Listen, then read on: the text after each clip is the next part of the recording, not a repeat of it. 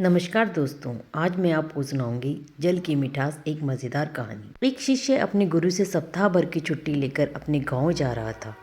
तब गांव पैदल ही जाना पड़ता था। जाते समय रास्ते में उसे एक कुआं दिखाई दिया। शिष्य प्यासा था, इसलिए उसने कुएं से पानी निकाला और अपना गला तर किया। शिष्य को अद्वितीय तृप्ति मिली, क्योंकि कुएं का जल बेहद मीठा और ठंडा था। शिष्य ने सोचा, क्यों न यहाँ का जल गुरुजी के लिए भी ले चलूं। उसने अपनी मशक भरी और वापस आश्रम की ओर चल पड़ा। वह आश्रम पहुंचा और गुरुजी को सारी बात बताई। गुरुजी ने शिष्य से मशक लेकर जल पिया और संतुष्टि महसूस की। उन्होंने शिष्य से कहा, वाकई जल तो गंगाजल के समान है। शिष्य को खुशी हुई।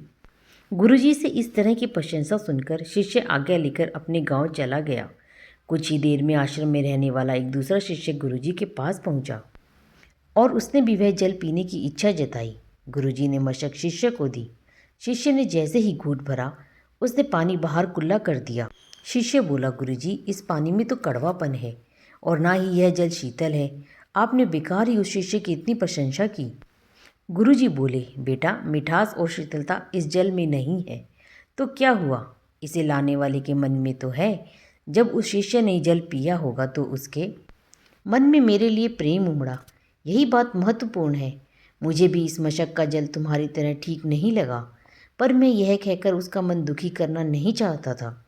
हो सकता है जब जल मशक में भरा गया तब वह शीतल हो, और मशक के साफ ना होने पर यहाँ तक आते आते यह जल वैसा नहीं रहा। पर इससे लाने वाले के मन का प्रेम तो कम नहीं होता है ना। कहानी की सीख। दूसरों के मन को दुखी करने वाली बातों को टाला जा सकता है और हर बुराई में अच्छाई खोजी जा सकती है।